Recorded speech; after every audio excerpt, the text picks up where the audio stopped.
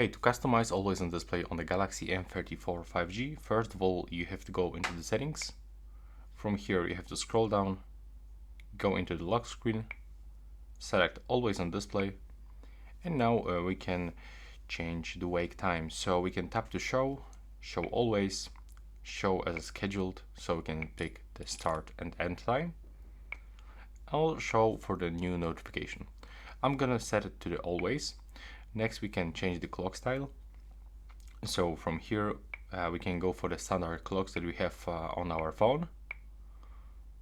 When you click on these dots you can also find the other default styles. When you go for the image clock you can actually add your custom clock style by going to the themes of the Galaxy, by going to the gallery. So just like this, you can pick the photo that you actually want.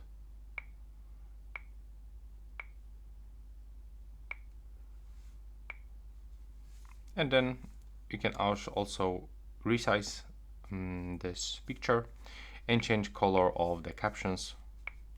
Click done to confirm.